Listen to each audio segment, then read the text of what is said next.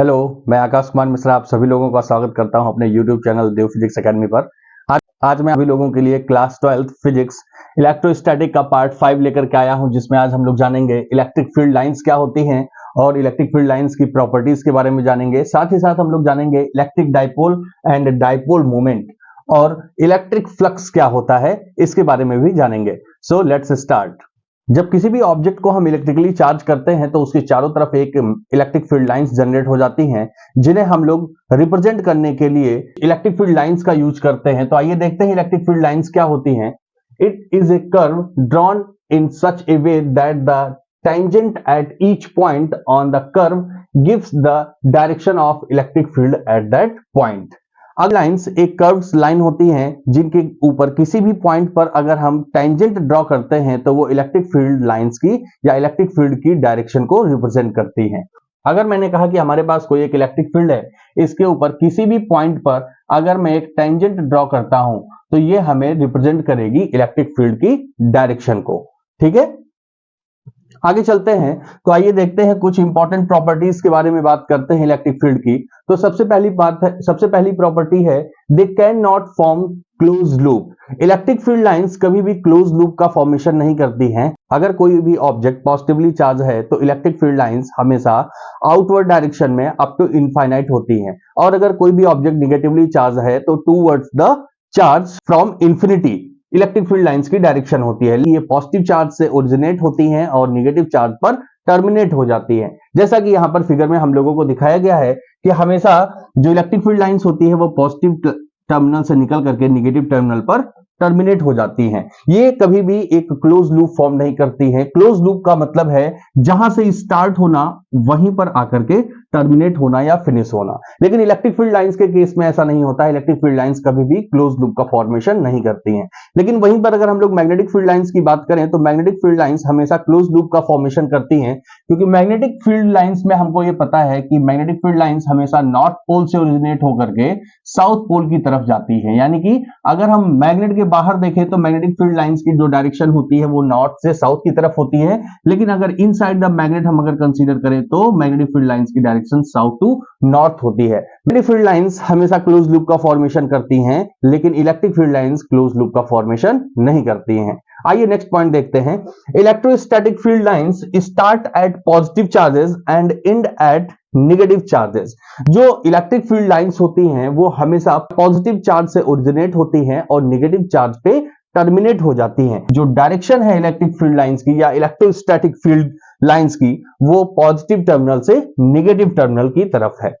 अगला पॉइंट है हमारा two field lines can not cross each other. दो फील्ड लाइंस कभी भी एक दूसरे को इंटरसेक्ट नहीं करती हैं। अगर हमने ऐसा मान लिया दो इलेक्ट्रिक फील्ड लाइंस हैं जो एक दूसरे को इंटरसेक्ट कर रही हैं, इलेक्ट्रिक फील्ड लाइंस के ऊपर किसी भी पॉइंट पर अगर हम एक टेंजेंट ड्रॉ करते हैं तो वो इलेक्ट्रिक फील्ड लाइंस की डायरेक्शन को रिप्रेजेंट करता है। अगर हमने ऐसा मान लिया कि हमारे पास ये दो इलेक्ट्रिक फील्ड लाइंस है जिसकी एक डायरेक्शन इधर है और एक इलेक्ट्रिक फील्ड लाइंस की डायरेक्शन कुछ इस डायरेक्शन में है, तो जो इनका इंटरसेक्शन पॉइंट होगा, अगर मैं इस पॉइंट से दोनों इलेक्ट्रिक फील्ड लाइंस के लिए टेंजेंट ड्रॉ करूं तो एक डायरेक्शन कुछ इस डायरेक्शन में होगी और दूसरी डायरेक्शन कुछ इस डायरेक्शन पे होगी। ये इलेक्ट्रिक फील्ड की डायरेक्शन होगी, क्योंकि ये टेंजेंट क्या करेगा, टेंजेंट इलेक्ट्रिक फील्ड की डायरेक्शन को रिप्रेजेंट करेगा। लेकिन किसी भी एक ही पॉइंट पर इलेक्ट्रिक फील्ड की दो डायरेक्शंस नहीं हो सकती हैं, इसलिए ऐसा पॉसिबल नहीं है। तो हम ये कहेंगे कि इलेक्ट्रिक फील्ड लाइंस जो होती हैं वो कभी भी एक दूसरे को इंटरसेक्ट नहीं करती हैं। आइए नेक्स्ट पॉइंट देखते हैं। Electric field lines represents the mutual attraction और repulsion force between charges। Electric field lines जो होती हैं दो चार्जेस के बीच में लगने वाले अट्रैक्शन या फिर रिपल्सन के फोर्स को भी रिप्रेजेंट करती है। देखिए इस फिगर में यहां पर हमको दिखाया गया है कि हमारे पास यहां पर दोनों लाइक चार्जेस हैं और हमको पता है कि like charge repel each other. तो हम यहां पर देखिए ये जो दोनों इलेक्ट्रिक फील्ड लाइंस इस पॉजिटिव चार्ज से निकल रही हैं, ये एक दूसरे को रिपल्सन बिहेव शो कर रही हैं। लेकिन वहीं पर अगर हम यहां पर अनलाइक चार्जेस की बात करें तो इनके बीच में एक अट्रैक्शन का फोर्स होता है और ये एक दूसरे की तरफ अट्रैक्शन रिप्रेजेंट कर रही हैं। तो इलेक्ट्रिक फील्ड लाइंस के थ्रू हम इनका अट्रैक्शन या फिर रिपल्सन भी रिप्रेजेंट कर सकते हैं। नेक्स्ट पॉइंट है electric field lines always point away from a positive charge and towards a negative charge। यानी कि अगर मैं पॉजिटिवली चार्ज बॉडी की बात करूं तो वहां से जो इलेक्ट्रिक फील्ड लाइंस होंगी वो हमेशा आउटवर्ड डायरेक्शन में होंगी। पॉजिटिवली चार्ज बॉडी से जो इलेक्ट्रिक फील्ड लाइंस वो हमेशा आउटवर्ड डायरेक्शन में होंगी, लेकिन अगर वही निगेटिवली चार्ज बॉडी की बात की जाए तो हमेशा जो इलेक्ट्रिक फील्ड लाइंस की डायरेक्शन होगी वो टूवर्ड्स द निगेटिव चार्ज होगी। और कहां से कहां तक होगी? तो ये होगी फ्रॉम इंफिनिटी, और ये जहां पॉजिटिव चार्ज है वहां कहां तक होंगी? तो अप टू इंफिनिटी। यानी कि पॉजिटिवली चार्ज जो बॉडी है हमारे पास, उसमें जो इलेक्ट्रिक फील्ड लाइंस की डायरेक्शन होगी वो आउटवर्ड डायरेक्शन में होगी, और निगेटिवली चार्ज बॉडी में हमारी जो इलेक्ट्रिक फील्ड की डायरेक्शन होगी वो टूवर्ड्स द निगेटिव चार्ज होगी फ्रॉम इंफिनिटी। ठीक है, आगे चलते हैं। अगर हमें इलेक्ट्रिक फील्ड को मेजर करना है कि किसी भी ऑब्जेक्ट से निकलने वाला जो इलेक्ट्रिक फील्ड है वो कितना है, तो हम उसके लिए एक टर्म यूज करते हैं जिसका नाम है इलेक्ट्रिक फ्लक्स। अगर किसी भी ऑब्जेक्ट को हम यूनिफॉर्म इलेक्ट्रिक फील्ड में या फिर नॉन यूनिफॉर्म इलेक्ट्रिक फील्ड में प्लेस करते हैं तो उस ऑब्जेक्ट से पास होने वाला जितना भी इलेक्ट्रिक फील्ड होगा उसी को हम लोग लेते हैं। तो आइए देखते हैं डिफिनेशन क्या कहती है। Electric flux is a property of an electric field. Field की एक प्रॉपर्टी है electric flux. The total number of electric field lines passing A given area in a unit time is defined as the electric flux। देखिए, किसी भी given surface से पास होने वाली जो इलेक्ट्रिक फील्ड लाइंस होंगी उसी को हम लोग इलेक्ट्रिक फ्लक्स कहते हैं। The electric flux is represented by the symbol phi. देखिए, यहां पर इलेक्ट्रिक फ्लक्स को रिप्रेजेंट करने के लिए जो हम सिंबल यूज करते हैं उसे कहते हैं फाई। तो आइए देखते हैं कि इलेक्ट्रिक फ्लक्स किन किन फैक्टर्स पे डिपेंड करता है, या फिर इलेक्ट्रिक फ्लक्स का जो मैथमेटिकल रिप्रेजेंटेशन है क्या कहता है। तो सबसे पहले अगर हम बात करें तो electric flux is directly proportional to the electric field.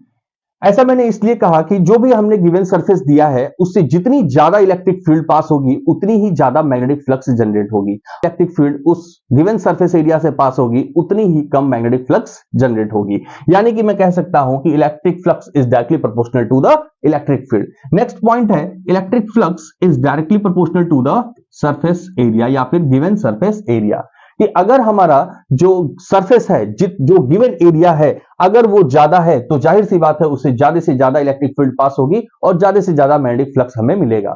और अगर सरफेस एरिया कम है, जैसा कि हमने कहा कि यहां पर हमारे पास देखिए ये एक सरफेस एरिया है, तो ये वाला सरफेस एरिया कम है जिसके थ्रू कम इलेक्ट्रिक फील्ड पास होगी, और ये वाला सरफेस एरिया हमारा ज्यादा है जिससे ज्यादा इलेक्ट्रिक फील्ड पास होगी और ज्यादा इलेक्ट्रिक फ्लक्स जनरेट होगा।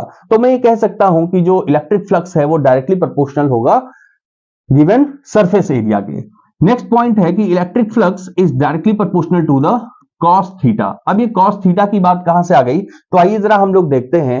देखिए, जो भी हमारा गिवन सरफेस है, जो भी हमने एरिया गिवन किया है, उसका जो एरिया वेक्टर होगा वो परपेंडिकुलर आउटवर्ड डायरेक्शन में होता है, चाहे मैं इस डायरेक्शन में कंसीडर करूं या फिर इस डायरेक्शन में कंसीडर करूं। जब भी हम कैलकुलेशन करेंगे तो जो भी एरिया वेक्टर हमने कंसीडर किया है उसे स्टार्टिंग से एंड तक हम उसी एरिया वेक्टर को फिक्स कर देंगे। तो अगर मैंने माना कि हमारा एरिया वेक्टर इस डायरेक्शन में है, जैसे कि देखिए यहां पर मैं फिगर के थ्रू आपको बताने की कोशिश करता हूं कि ये हमने एक सरफेस कंसीडर किया और इसका जो एरिया वेक्टर है वो कुछ इस डायरेक्शन में है।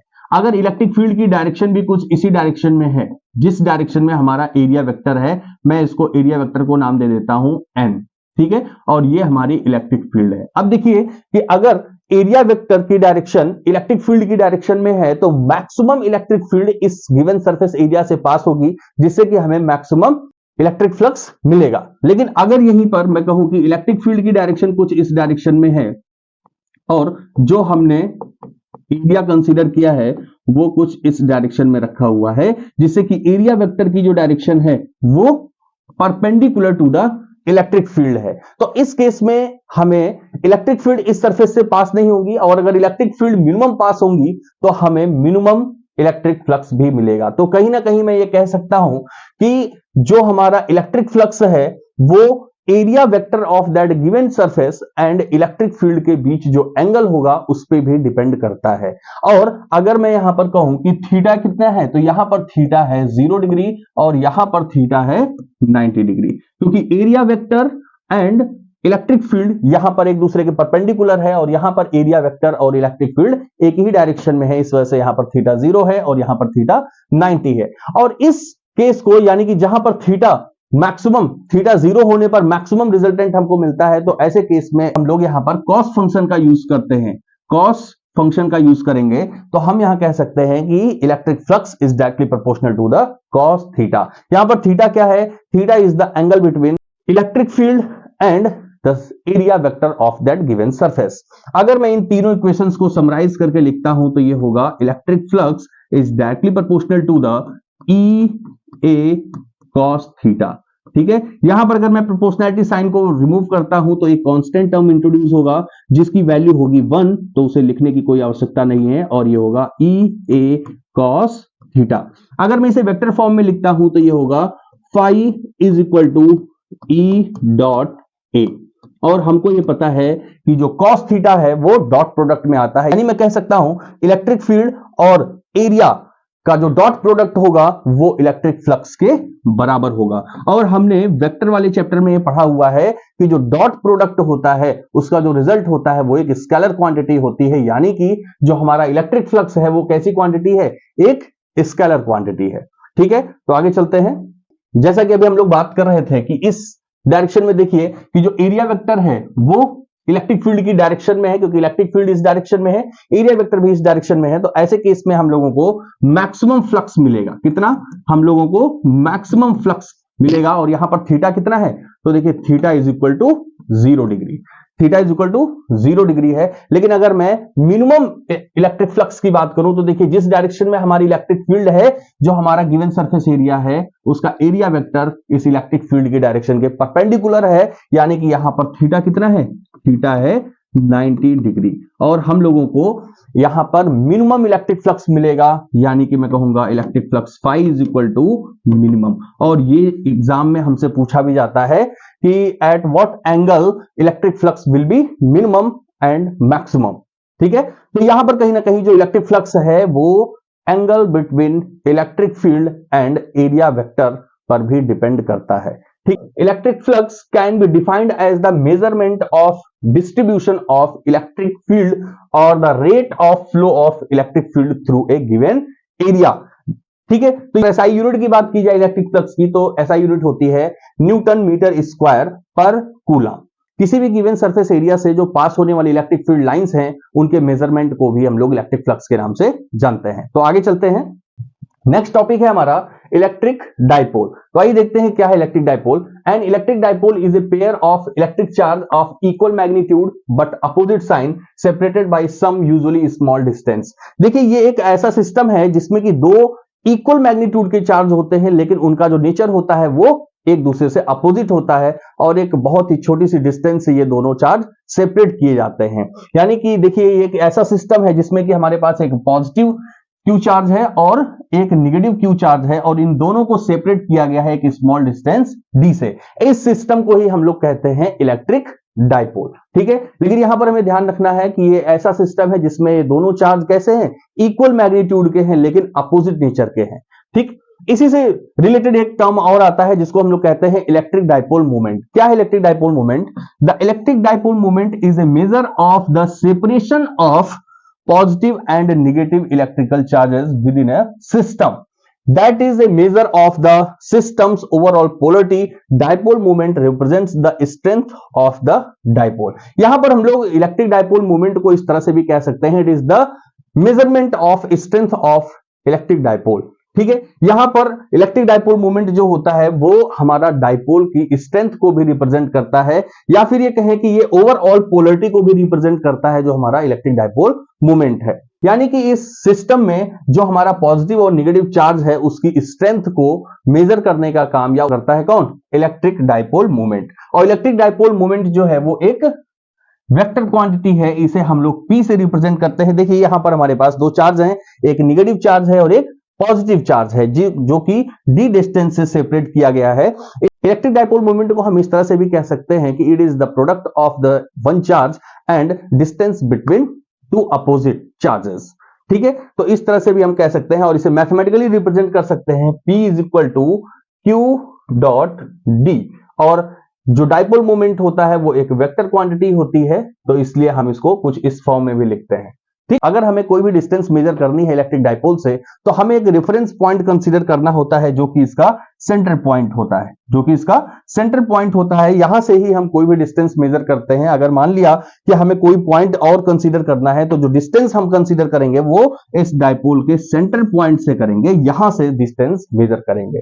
ठीक है, तो ये हो गया हमारा electric dipole moment. Dipole moment चूंकि एक वेक्टर क्वांटिटी है इसलिए इसकी एक डायरेक्शन भी होगी। तो अगर हमें इलेक्ट्रिक डायपोल मोमेंट की डायरेक्शन की बात करनी है तो वो हमेशा याद रखनी है कि निगेटिव से पॉजिटिव डायरेक्शन की तरफ होती है। ये चीज हमेशा ध्यान रखना है कि इलेक्ट्रिक डायपोल मोमेंट की जो डायरेक्शन होगी वो हमेशा निगेटिव चार्ज से पॉजिटिव चार्ज की तरफ होगी। ठीक है, तो ये कुछ छोटे छोटे टर्म्स थे जो कि हम लोग आगे चल करके यूज करेंगे और इसलिए मैंने सोचा कि ये जानना जरूरी है। और आप सभी लोगों को मेरी तरफ से होली की बहुत बहुत बधाइयां। और अगर आपको ये चीजें समझ में आई हो तो प्लीज इसको लाइक करिए, शेयर करिए और सब्सक्राइब भी करिए ताकि अगली वीडियो की नोटिफिकेशन आपको मिल सके। Thank you very much.